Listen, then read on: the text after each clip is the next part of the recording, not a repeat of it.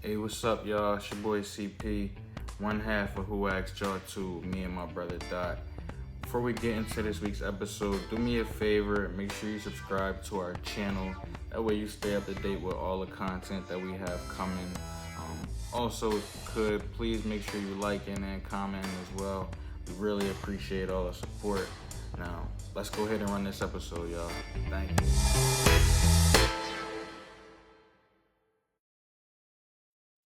Yo. Welcome back. We back with another episode of the Who Asked Y'all To podcast. Took a little brief hiatus, but a pleasure to be back for y'all. As always, joined by my good brother M. Dot on the other side. I'm Chris Porter. What's going on with you, bro? How's everything been going on? Good, brother. Maintaining, doing what I have to do. Got a cut going on, man. I see you. Yeah, change my style up. You know what I mean? Try to do like a little Gumby look. Something different. My son got the same little matching line. But yeah, I've been doing good, man. Been getting into jiu-jitsu a little bit. Brazilian jiu-jitsu. Been doing that for a couple weeks. Trying to figure out if I'm gonna stick with it, which I think I am, because I think it's a really good disciplined sport to be in. Got my son in it, so that's pretty much the new thing that I've been dealing with for the most part. Dope. How's he like jiu-jitsu? I think my son likes it a lot. I think at his age, it's all playtime, but I think he likes the moves. He likes to be around with the other kids. He likes to have fun, but kids that age, their attention span kind of go really quick. So, it's only like a 45-minute class, not even 45 minutes. It's like a 30-minute class. But within that 30 minutes, he's learning new moves, having fun with other classmates. But still, at the end probably during the class or at the end of class, he usually starts to go a little bit and then starts to misbehave and all that. But that's just his attention span kind of going to shit. Word. So, man, Matt Jr. and Matt Sr. doing some jiu-jitsu. I love it, man. Yeah, awesome. Man. What about you, bro? What's going on with you? Everything been cool, man. A lot of wheels been spinning since the last time we recorded, but feeling good, man. I've been back in the gym for the past couple weeks or so. Oh, nice. Just staying busy, trying to make sure that like my physical matches my mental and stuff like that. So just trying to, live a healthy life and be the best version of myself if at all possible. So a lot going on, but definitely feeling good, trying to look good, and just trying to take it a day at a time for sure. Absolutely. Glad to hear that, brother. Glad to hear that. But today, audience, we have a great episode for you guys. We got a couple topics we want to discuss.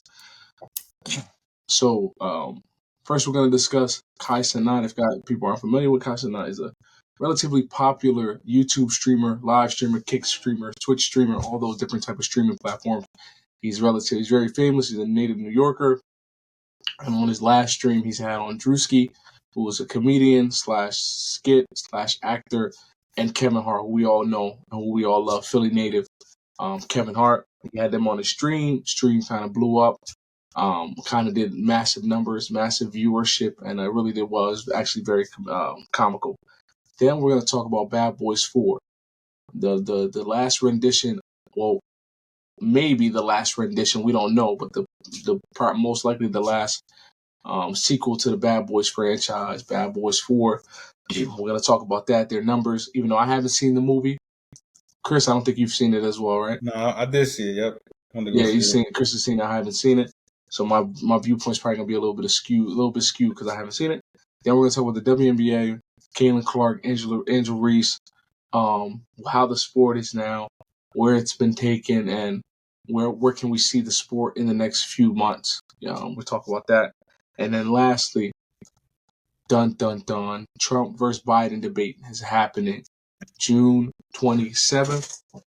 You're going to see Trump versus Biden versus Trump. CNN moderated debate happening June 27th. We're going to talk about that. We're going to give our takes on it and see where it goes from there. So without further ado, let's begin. So last week, Kai Cenat had on Druski and Kevin Hart for a sleepover type of stream, which is one of the more popular ones that he's been doing lately. Where he'll have a celebrity sleepover, spend the night, and do different things, play games, have fun, and it's a whole big thing. I think for me, the stream was very comical. The things, the chemistry between Kai, Druski, and Kevin Hart was very heartwarming, very fresh. It wasn't like forced. The interactions between them wasn't forced. It was very, like big brother, little brother type vibes. Like I really enjoyed that aspect. I think Druski is hilarious. He's very comical. He definitely has a shining star if he wants to venture off into doing not stand up, but into comedic movies. I think he'll definitely play a role. I think Kai Cenat is very intelligent, especially for someone so young. I think the platform that he's utilizing to bring celebrities in with content creators and doing these type of sleepover type of streams where people are just watching nonstop brings a lot of eyeballs, a lot of views, and is very smart. And I think Kevin Hart, he's reaching another fan base by doing these type of streams, especially with Kai, who's one of the most popular streamers. Him right next to Aiden Ross, like in that type category. I think is putting him in a new realm of viewership for his audience, and he's getting a lot of new fans from that Gen Z to that Alpha generation that he's probably not able to grasp because of his age or because of his style of comedy, whatever it may be. I think he's able to gain those new followers now that don't know about his old stand-up, that don't know about, where he came up from, that don't know about his comedic style or his movies that he's played in.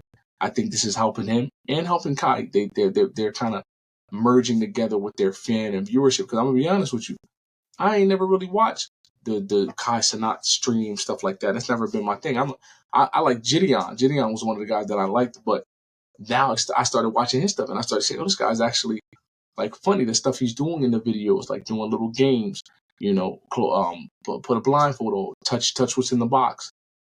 Get their reaction, eat the hot chip, videotape people's reaction.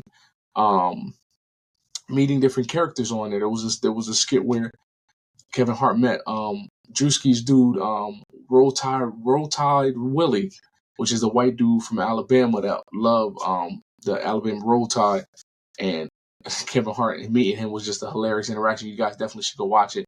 Definitely go check that out. But yeah, that's my take on it, bro. Go ahead. Nah, it was a dope stream. If you got a chance to watch it, for sure.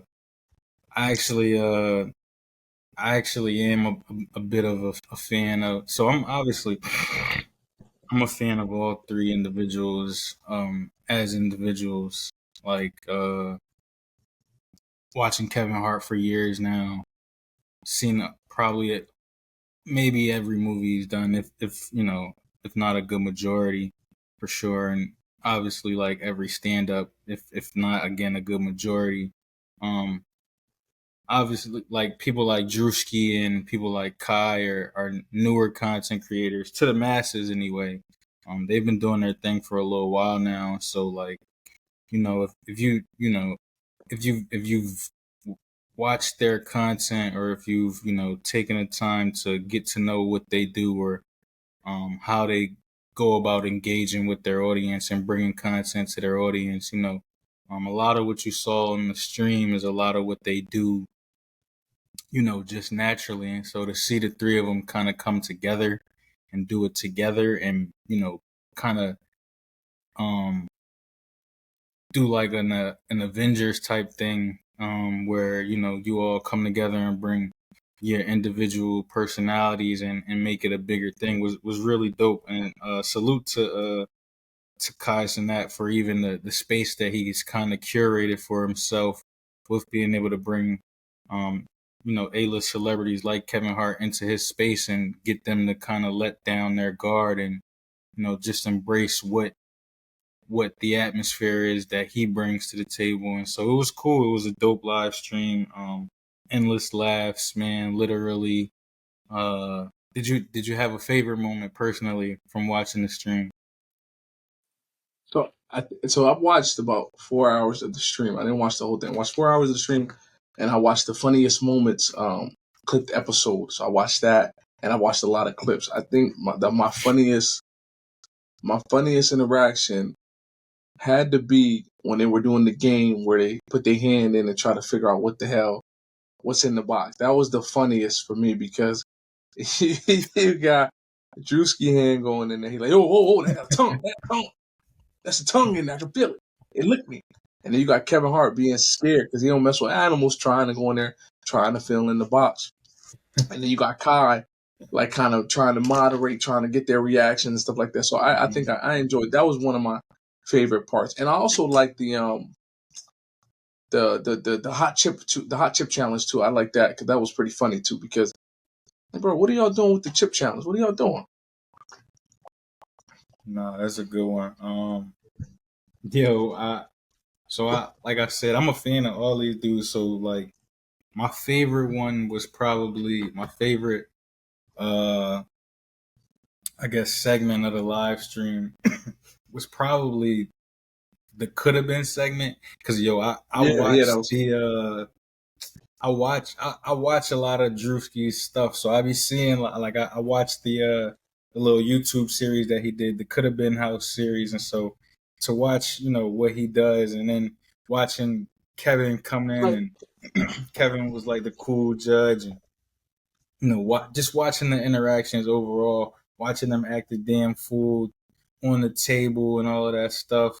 It was a bunch of different moments in there that I just thought was like comedically hilarious, but still like not forced, which is dope, which is cool because like I think in today's climate, like people just want natural content. People don't really want a bunch of forced content or just like stuff that don't seem like is real, stuff that doesn't feel orchestrated and just feels natural. And so to watch them kind of like do that in real time, and not even just do it in real time, but to be able to, like, because the thing that's cool that they're doing on the live streams is it's continuous. It's like there is no break in between. There aren't any commercial interruptions and things like that. So it's just nonstop for a good 9 hours, 10 hours of just naturalness. And so it's really cool to watch. It's cool to embrace and to see where the next generation of content creators take it, because from watching somebody like Kai Cenat, that might make you interested in watching some of these other streamers. And not everybody is doing the same kind of content. Some of it is redundant, but a lot of it is really original. And so I've been down that rabbit hole for sure, just like finding other dope content creators that have their own individualism. Yeah. No, I definitely agree with what you're saying. Yeah, Kai's doing it big, man, and like you said, the continuous, nonstop, no time for break, just continuous recording. We'll figure it out. Let's keep going, and it's like you said, it's not forced. It's genuine. It's off the cuff. Nothing's written down. I definitely enjoy that. All right, so let's move on to the next segment. So let's talk about Bad Boys 4. So Bad Boys 4 came out last week and a half ago. Yeah, like a week and a half, almost 2 weeks ago. Yeah, almost 2 weeks. It's been out for about 2 weeks now. I didn't see it. I'll let Chris go first, since I didn't see the movie. But Chris, go ahead and give your take on it. But don't give any spoilers. Try not to spoil it. But just give your honest opinion on the movie.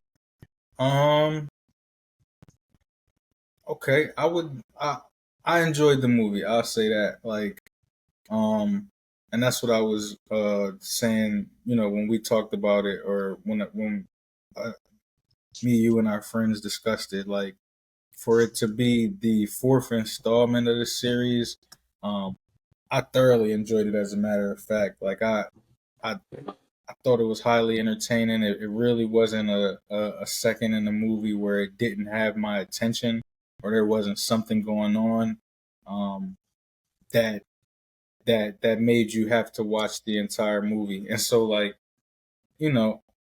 it's a fourth installment in 2024. Like, it's going to be some stuff in there that's not like, super realistic, I guess you could say. So, there is a little bit of that in the movie, but overall, storytelling wise, like, I thought the story itself was pretty dope.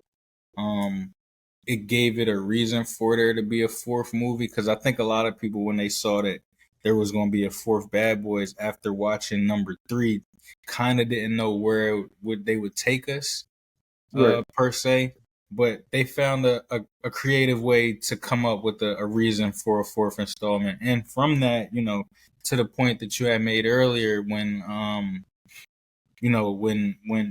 discussing the topics and stuff, like, I think they found a way to do like actual spin-offs. And I think that's the name of the game, right? Like Yeah. in Hollywood, and then, content creating, whatever you want to call it, is try to find a way to expand the story. And so there are little events in the movie that, for me as a viewer, definitely left me wondering, like, what would be next. So I didn't think that it left off on a note where the story was ending, by no means. I think they found a cool way to try to like expand on the story, actually. And so quality of movie wise, I definitely give it like a probably like a 7.5, maybe a 8. That's not bad. Okay, I gotta watch it for myself. So I will say I do agree with you with every movie that does come out. They try to create their own little universe, and I think Bad Boys. Um, I think they did try that because when Bad Boys 3 came out, or around that time, they had a series that came out with Jessica Alba and Gabrielle Union, and I Right. forget what that series was called, but it was in the same universe as the Bad Boy series because it was based off of um, Mike's Marcus's sister, Yeah, yeah, yeah.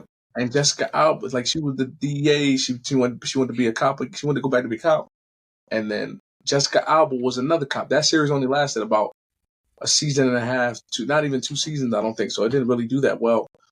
But I think I agree with you with every story or every movie that comes out. They try to create something within their universe to kind of have a spinoff, similar to, they did that with the Star Wars franchise. Now you have all these different type of series and different movies that don't really dive in within the main story, but kind of like are canonized or non-canon, and they're all like based upon different things that are not really in the main story. Similar to Fast and Furious, they did all that. Then they had the Hobbs and Shaw movie, which was a spin-off, not spin-off of the actual Fast and Furious movie. There's so many movies that do that, and I think that's the name of the game nowadays.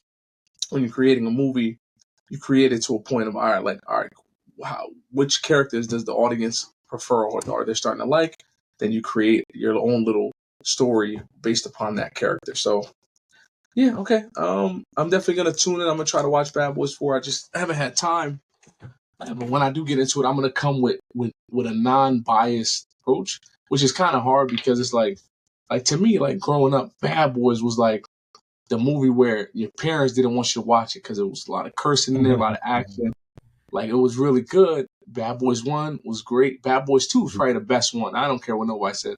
I don't think anything's beating that Bad Boys 2 to me. I haven't seen the fourth one yet, but right now out of the three that I've seen, Bad Boys 2 probably was the better one for So you me. go Because 2, 1, 3. I go 2, 1, and then 3. Yeah. Oh, Yeah. Yeah. That's solid. Because go ahead. What you yeah, about to because say? three, I'd have to rewatch 3. I've only seen 3 once. 2 and 1 I've seen damn near 7, 8 times, 12 times.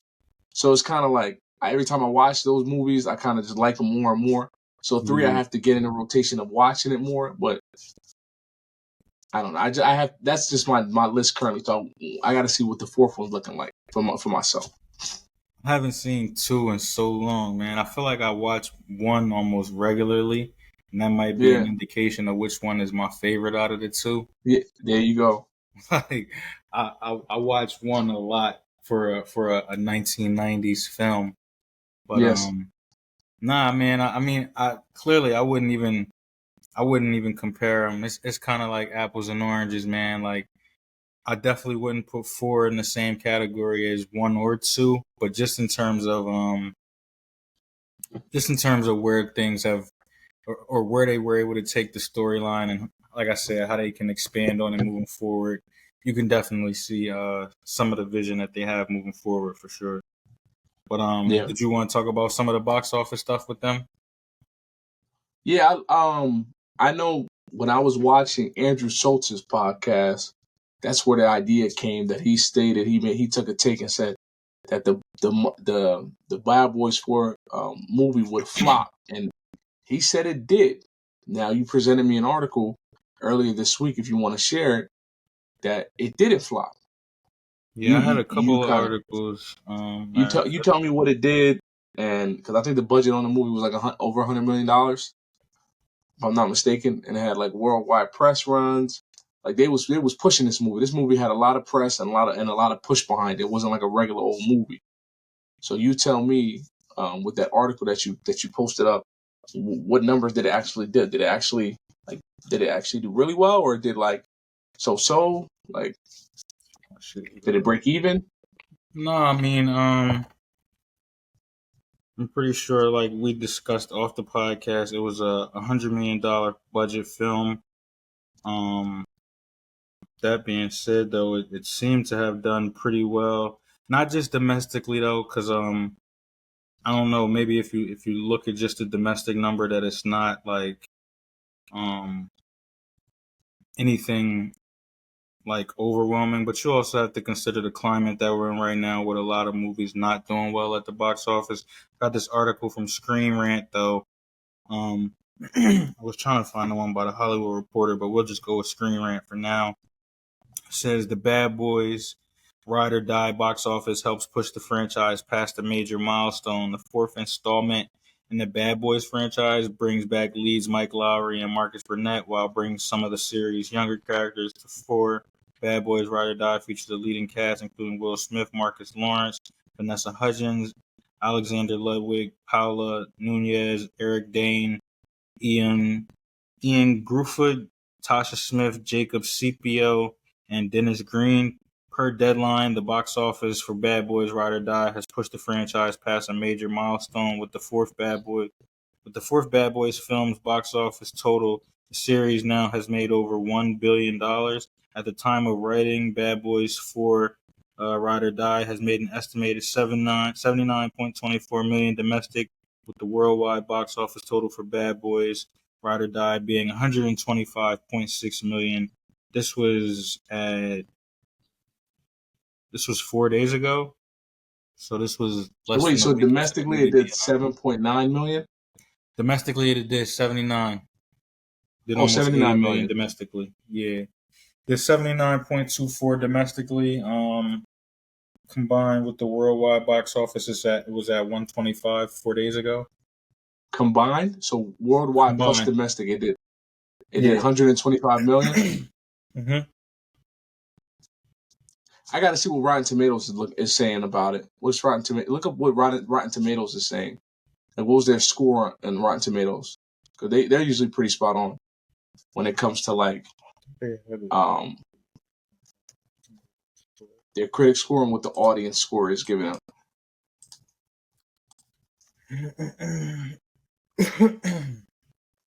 Audience score is 97%. The tomato meter is at 65%. You said audience score is 97? Mm-hmm. Oh shit! And you said the tomato meter is what, 65%? Mm-hmm. All right, so tomato meter is the critics. Audience meter is the actual audience, like people, the feedback the fans are giving. Okay, so that's a pretty decent movie. That's not a bad movie. I mean, number wise, it's not really blowing it out of the park. But with that score on the Rotten Tomatoes, that definitely is giving me some intrigue to go see it more. Give me some incentive, because 97% audience score, that means it did really well with everybody liked it. People came in and they actually liked it at the end. Yeah, like But I I got to go said, in there with a neutral bias. yeah. I mean, listen, at the end of the day, it's what you think about it as opposed to what critics or what anybody else is perspective on the movie was. That being said, though, it's worth a go see. It's worth to go check it out if get some free time or whatever, and maybe you want to go see a matinee or something like that if you got some free time. It was chill. I went on a chill day. It wasn't too many people in there. I got to sneak in Dolly, and had me a nice little movie day. And it's crazy. I'm off tomorrow, which is Juneteenth. But when this episode releases, that would probably be after Juneteenth. But I'm off. I might. I don't know if I can go see it. Because if I go see it by myself and the wife ain't there, so I'm gonna have to answer for that. So I don't know if I want to answer for that. But I can definitely go to the movies by myself tomorrow, since I am off, and go enjoy a matinee film for like $5-6. But I know she's probably gonna be mad about that. So it's a vibe. Gang. As we move on, all right. So the next topic is WNBA. For those of you who don't know, WNBA has been getting a lot of spotlight, a lot of headlines due to the emerging talent and the stars that are in the WNBA currently, like the rookies, Angel Reese, Caitlyn Clark, Cameron Brink. There's a couple other individuals as well, but those are the top on my list currently when it comes to getting a lot of spotlight and getting a lot of and then the one chick from Brazil, I forget her name. WNBA, they're a company, a basketball organization where Caitlyn Clark is pretty much the focal point, the star, if you will, currently now because of her stardom in college basketball and revitalizing women's college basketball with, winning championships with her flair in the game, and then now she's a person that's at that top spot now. She's increased viewership. She's done a lot just by coming into and choosing the league, WNBA, to come in and play for them. She could have went to the Big Three. She could have went overseas. She didn't have to go to the WNBA. She went to the WNBA. So, what's your take on that, brother? What's your take on the WNBA and their increased spotlight, increased fandom, and all that good stuff? Before I get my take, just for the record, she never won a championship in college. Not that diminishes her greatness as a player in any way, but she didn't. She never what? She didn't win. She didn't win any rings in college. She didn't win any chips in college. Yeah, I know she didn't. But, she didn't win any rings. But I love the spotlight that's been shined on the league. I love the spotlight that Caitlyn has brought to women's basketball, the WNBA, as a whole. It's awesome to see, and as somebody that's got nieces, bunch of nieces out here. Not a bunch, but you know what I mean. My brother, my nieces, and then my brother's kids, they my nieces too, you know what I mean? But I love to see it. I love to see the popularity in the sport go up, and people pay more attention to it. Even myself, admittedly, never took a lot of time to watch the sport or invest into the sport. I'm now intrigued by it. I'm now more interested in it. So it's cool to see. It's cool to see the spotlight that the game has gotten. And, I hope with the spotlight that it's getting that, more young ladies get a lot of shine as well. Or even some of the other players who was already established in the league who've been stars for years. I hope that they get their shine as well. Like it's no reason why they shouldn't be able to. But specifically for Caitlyn, she's kind of like a one of one in terms of her game. Like she's a special player, and it's justified the attention that she's been getting, because even if it don't look like it right now, she's gonna be special. She's gonna be special for sure. So dope. I love to see where the game is going. What about you, man? What's your thoughts on just the league and how everything has been over the past few months? I think the WNBA is an organization that, it's everything is there, right? They have the star power. They're getting the viewership now. The numbers are getting there. It's just, they're just not making the money that they need to make in order to, if you can't really compare them to the NBA because they've been there longer. They have more strife. in the game. They've been doing it a lot longer, so the comparison can't really be there for them. I will say that I'm enjoying the buzz. I'm not someone to say you know that these women aren't worthy of this of getting this stardom. They are worthy of it. And I want to see their star power increase. But eyeballs gotta be involved more. Like more women and men have to support this if they need to concede because they're not making any money. So the money has to be made with viewership. Money has to be made with products being bought. So they need to really shell out to their stars and really promote them to another level so that way people can enjoy the games more. So wherever the stars are on your team, they need to push them out more and they need to really allow them to have personalities, allow their personalities to develop more so people can know them a little bit better. Not saying that's not happening now, but that's what's going to draw in individuals to watch the game.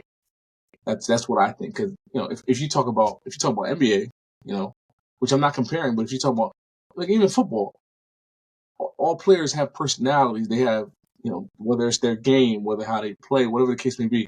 We know them because of how they play the game, and also how they interact with the fans and the media.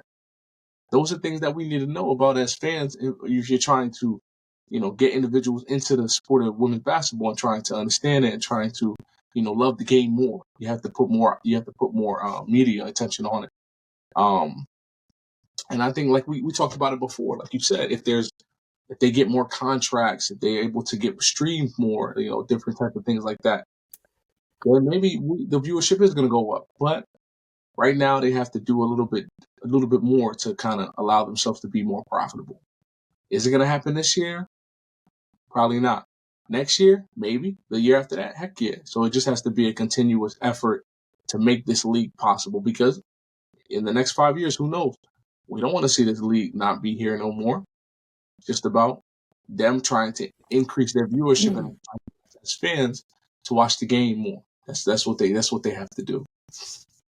No, I mean you make a good point when referring to like the economics of the sport and the sustainability of those economics based on where they're currently at and based on where they've been. Um, we are talking about a new season. Like we only maybe a couple months into these young ladies' rookie careers, thus a couple months into this kind of media blow up that they've been experiencing and this heightened this heightened awareness that they've been getting through different outlets and things of that nature. But you do make a great point that they will have to at some point invest into the marketing of the faces of their league and find creative marketing ways. I think that the spotlight that they've been getting at this point has been just pretty organic, just based on what's going on the court, which is awesome. Which is awesome because if they're getting this attention now based on what's going on the court, and hopefully they can monetize that in a way where the league does experience a little bit more of a financially. But only time will tell. Like I said, we're in a new season for them right now, and the season is brand new. Yeah. They're rookies. They haven't even developed in terms of their games just yet. They still gonna grow as players. Hopefully, in that process, like you said, the league invests into their stardom, and along with their growth on the court, they can grow them off the court as well. Obviously, I think that's going to be the goal and the play, but I think the ball is in their court. Not to not. I think the ball is in their court. Like they have the chance right now with the eyes that are on the game to take it to a level that maybe it wasn't on the trajectory to go previously. But yeah, we just gotta pretty much wait and see. We gotta see, how these young ladies grow as players, how their teams grow, because that's going to be important too, man. Like, you can't be a star if you play for a loser. Like, I've never seen it. I mean, maybe sometimes, but not too often. So, um, shout out to the ladies, man. Shout out Yeah. to all the ladies who've been doing their thing. Not just the rookies, but just the stars who have been in the league, been doing their thing. Because maybe y'all should have been getting shine this entire time, and it just took for an anomaly of a player to get the attention that y'all rightfully deserve. So shout out to the ladies, man. Yeah. And yeah, like I said, I'll bring up this article real quick about funding and money and what they need to do. Like Chris talked about. So this is from Sports Business Journal. This is April 22nd, 2024 article. Probably a couple months old, but it's still relevant. So here's a quote here. Simple reason the WNBA is not paying Caitlyn Clark, more that the league brings in just $200 million annually. So $200 million, that's what they bring in, and relies on the NBA for some of its funding. In contrast, the NBA brings about $10 billion. Many argue the WNBA simply needs more time, as the NBA had a 50-year head start, and stars like Larry Bird, Magic Johnson, and Michael Jordan lifted up in the 80s and 90s. The question now for the WNBA is whether Clark is the huge star coming at exactly the right time to raise interest across the sport. The league's profitability hinges on the media rights, like Chris talked about. The media rights and the $60 million annual deal is up for renewal in 2025. Several trends are working in its favor, including a race among streamers to collect rights to live sports and a rise in legalized gambling, and leaves bettors eager to expand their outlets. This past season, the league averaged 627,000 viewers per game on ABC, its most viewed regular season in almost a decade. But while more viewers translate to more money for the league, it takes money to find new viewers. In 2022, WNBA raised $75 million from an investor group, with that funding going into marketing, ad campaign, influencer marketing, and live events. So they're doing things they need to do to attract individuals to watch the game. So Caitlyn Clark is the step in the right direction. They have to push her, irregardless of what people think, to race and all that other nonsense. She just got like a freaking, was it 25, 28, $28 million deal from Nike. Like, you need to keep pushing her, irregardless, right? And here's another thing, right? Hold on. In the 2024 season, 36 out of 40 Fever games will be televised across 7 networks. So they're pushing her for a reason. This is not something made up. This is what they have to do, because this is the person that people want to see, right? Just like back in the day, people would always say, "Oh my God, why is the Cowboys always on?" Because people want to watch the Cowboys. That's the reason. They like the Cowboys. Whether you hate them, you love them, they want to watch them, right? Similar to the '90 Bulls. Why do people want to watch them? Because they love Michael Jordan. They loved Dennis Rodman. They loved all those guys on the team. They wanted to watch them. So they have to push her and put her on a pedestal, because if she's your bright shining star, and I know people are gonna say, "Oh my God, you're not talking. What about the Las Vegas Aces? They just won the championship. What about those women? Blah blah blah. This, that, and the third. Did they bring in a lot of viewers like Caitlyn Clark is doing? I don't think so. Because that was the case. Why is she getting pushed to the highest pedestal? Why is that happening? Come on, let's be honest here. There's something about her, and I don't want to hear the race thing. All right? I don't want to hear it. There's something about her that people enjoy to watch. Whether it's competitiveness, whether it's her looks, I don't know. But some people enjoy it. So they have to keep pushing her and keep putting her on their pedestal to attract the viewership that the people want to watch. Because that seems like why people are watching is because of her. She's like one of the main reasons. I didn't say the only reason. I said main. One of the main reasons. So don't use my words against me. I said main. She's not the only reason. She's one of the main reasons. So that's my take. Yeah, shout out to the ladies, man. Shout out to the ladies. Can't wait to see how the league progresses for sure. Hopefully, the like I said, the exposure that they're getting now is sustainable. because I would love to keep seeing some more, some more people get their shot at being stars. But yeah, shout out to Caitlyn too. She got a cold game.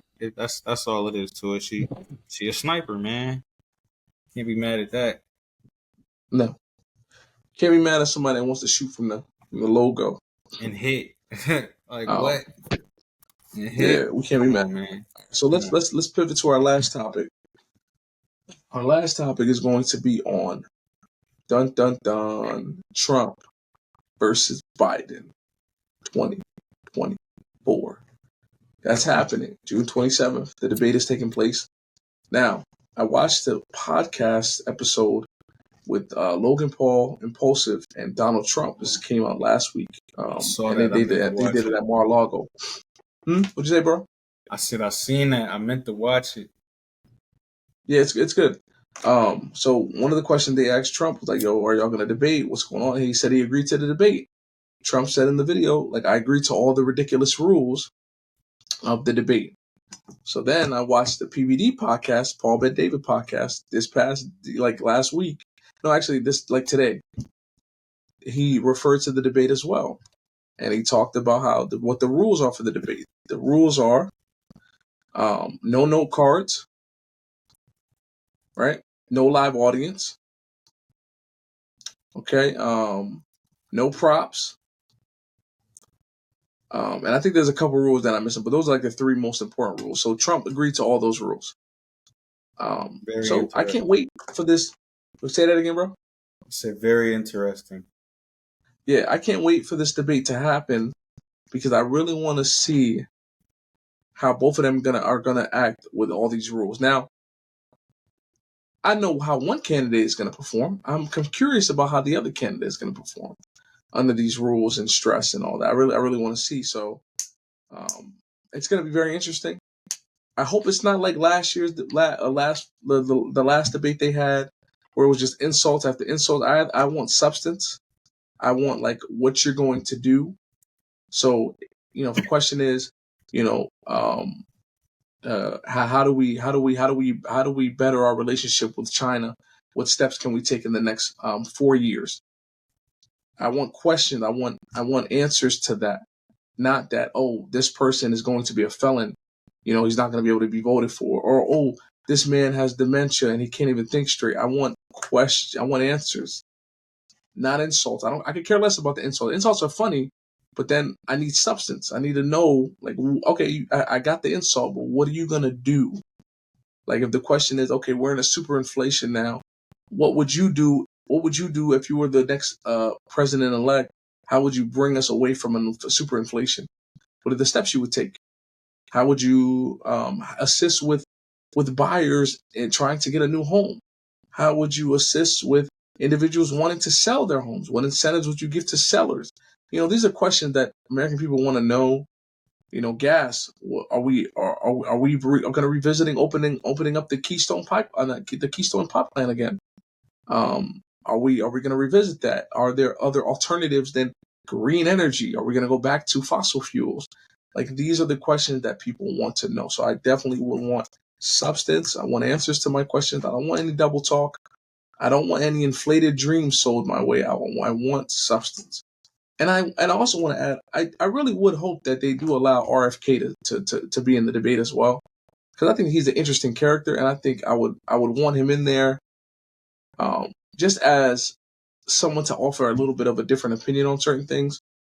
That's just me. I would like that, but this country has always been a two-party country. It's still going to remain a two-party country until it is what it is. I mean, that's just how it's going to be. Like, we've only had one independent this whole time, and it was George Washington, who was the founding father of this country.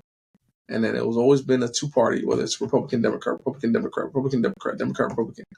So, we're kind of stuck here. So he's running on as an independent, and and I don't think RFK has the pool to really split the votes as much as people think he's going to. I think it's something like,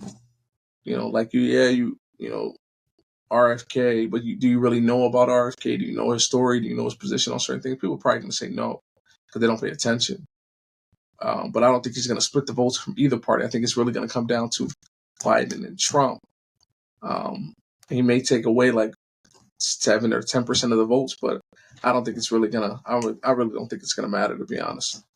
Go ahead, brother. My take. No, I mean, I agree with you, man. I mean, the stipulations that have been laid out for each candidate in the debate is very interesting. It makes for what should be an interesting debate. And to your point, not to mimic any of your points or anything like that, but I'm just curious to see how they perform under the stipulations that have been laid out.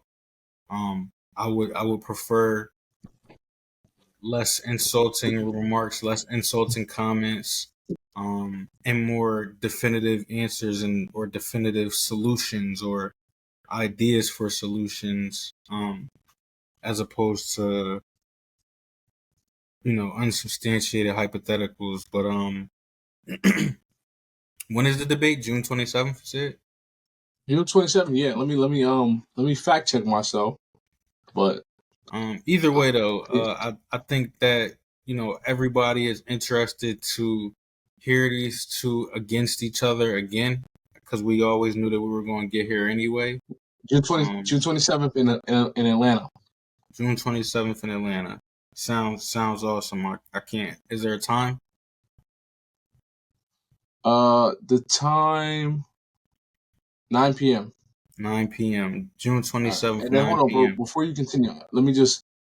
They had additional rules. These ones I didn't say earlier. So both candidates' microphones will be muted until it is their turn to speak. I think that's really good because it allows people not to overtalk one another, and they won't be allowed to interact with campaign staff during the 2 commercial breaks, which is good as well because it allows them to just be on the top of their head. They can't go to their campaign staffer that may have material on a certain topic, and they can go and say, "Oh, what do you have on this? What do you have on that?" You have to go. You got to use this. You got to use this. You got to know what's going on. So it can be either candidate, right? Yeah. But Trump may mess up. Biden may mess up. We're gonna see. Okay, their natural flaws. But I'm glad that you're not gonna be able to run to your notes. I need you to know off the top of your head. You know what? It's amazing that they both agreed to those stipulations. That's what I'm figuring out. Like, do we not know something here? That's amazing. They must know more than we do. Yeah, no, seriously. Because for both of them to agree to that is wild. For both of them to agree to those terms are like, it's gonna be some ground shaking stuff, man. I can't wait to see it. I can't wait, and I'm like, I can't wait because it's gonna be something that I've been looking forward to, this debate. And I already know who I'm voting for. It's not really gonna change, but I'm always open to see what's going to happen with these individuals when they speak and meet up. And we'll see, man. I'm looking forward to a great debate. Like I said, I'm past the insult. They've already been said. It's done. I want this debate to be nice and clean, and I want my questions answered to a high degree. To that point, like I think we all know the flaws of each one of these individuals. So insults do nothing for anybody. Like at this point, we just need to get down to what it is that you're going to do to make this country better, or put this country in a better position. Exactly. That's the main thing. What are you going to do to make this country great again, as you say, or what are you going to do to make this country better? What are the things that you're going to offer? I don't want no stimulus check. I don't want no printed money. I want to know, like, all right, are we going to be able to bring gas back from $3.68 back to $2.83 or $2.49? Like, is that possible? Are we going to be in war for another 10 years in proxy wars assisting Ukraine?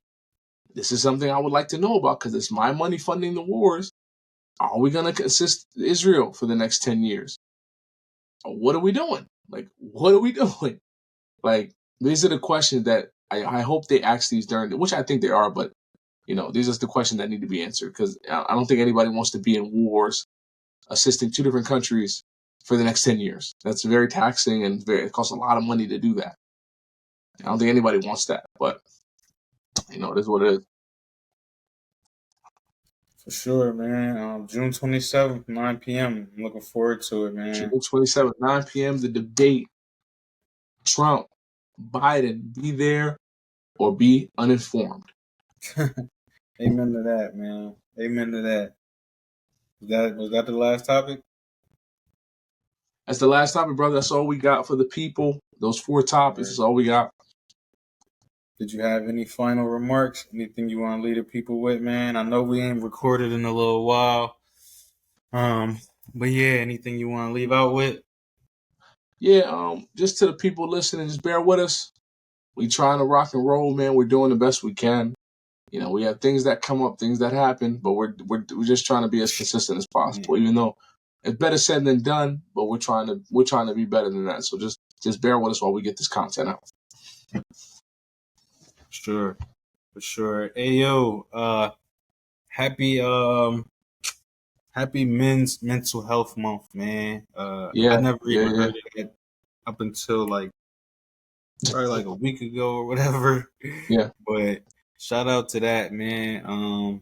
Definitely make sure that you working on your mental health. It's literally an everyday grind. But it's super duper important.